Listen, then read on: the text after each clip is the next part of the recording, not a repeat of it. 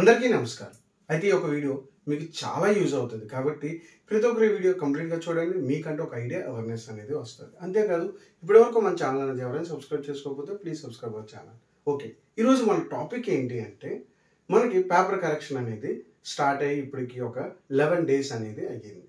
ఈ 11 డేస్లోని ఏ విధంగా కరెక్షన్ జరిగింది, ఏ సబ్జెక్టులు కంప్లీట్ అయ్యాయి, ఎంతమంది పాస్ అయ్యారు, ఏ విధంగా స్ట్రిక్ట్గా జరుగుతుందా లేదంటే లిబరల్గా జరుగుతుందా, ఇలాంటివన్నీ కూడా ఇప్పుడు ఈ యొక్క వీడియోలో చెప్తాను. కాబట్టి నేను మీ దగ్గర నుండి ఏదైనా ఆశిస్తున్నాను అంటే కేవలం మీరు ఇచ్చే ఒక లైక్. అంతేకాదు ఇప్పటివరకు మన ఛానల్ అనేది ఎవరైనా సబ్స్క్రైబ్ చేసుకోకపోతే please subscribe our channel.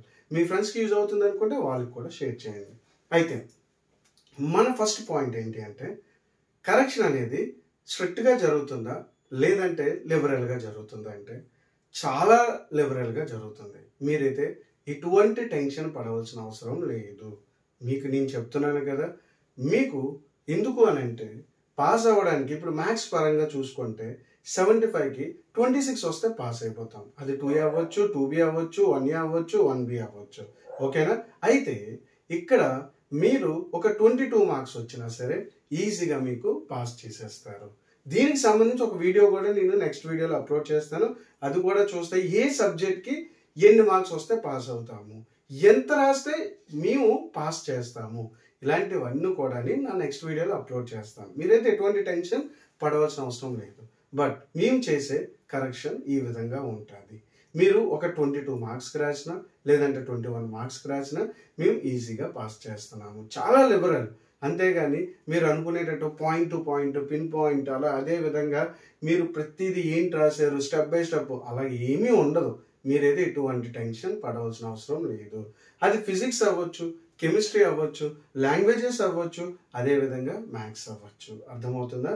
This is మళ్ళీ చెప్తున్నాను, మీరైతే ఎటువంటి టెన్షన్ పడవలసిన అవసరం లేదు. చాలా లిబరల్గా జరుగుతుంది. సెకండ్, మేము చేసిన కరెక్షన్ ప్రకారం మ్యాక్సిమం స్టూడెంట్స్ పాస్ అయ్యారు. ఎవరైనా సరే బిలో 20 మార్క్స్ రాసి ఉంటే మాత్రం వాళ్ళైతే తిరగలేదు. 100% వాళ్ళైతే ఫెయిల్. దాంట్లో అయితే ఎటువంటి డౌట్ లేదు. అన్ని మార్క్స్ ఎవరు యాడ్ చేయరు. అది ఎక్కడైనా అవ్వచ్చు, వైజాగ్ అవ్వచ్చు, అమరావతి అవ్వచ్చు, విజయవాడ అవ్వచ్చు, గుంటూరు అవ్వచ్చు, ఎక్కడైనా సరే మీకు మాత్రం ఏ చాయిస్ అనేది ఆప్షన్ అనేది ఇంకా ఉండదు. మీరు ఎవరైనా సరే కొంచెం అటెంప్ట్ చేస్తారు చూసారా ప్రతి క్వశ్చన్కి, వాళ్ళు మాత్రం ఈజీగా పాస్ అయిపోతారు. అండ్ నెక్స్ట్ థర్డ్ పాయింట్, మీరు రీవాల్యుయేషన్, రీవెరిఫికేషన్ ఇలాంటివి ఏమైనా పెడతారు కదమ్మా, ఇవి పెట్టే ముందు ఒక్కసారి మీ రిజల్ట్ వచ్చిన తర్వాత ఒక్కసారి మీరు జాగ్రత్తగా ఆలోచించి పెట్టండి. ఎందుకంటే డబ్బులు వేస్ట్. ఎందుకంటే మేము కరెక్షన్ చేసేటప్పుడు మేము ప్రతిదీ కూడా అంటే వీలైతే ఎక్కువ వేస్తాం కానీ తక్కువ ఎవరు వేయరు.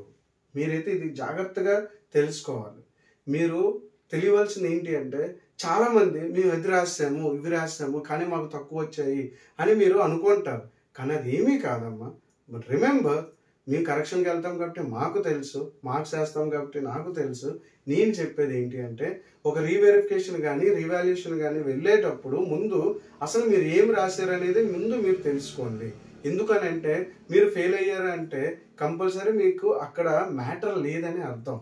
మీరు రాసే పేపర్లో మ్యాటర్ లేదని అర్థం. ఓకేనా?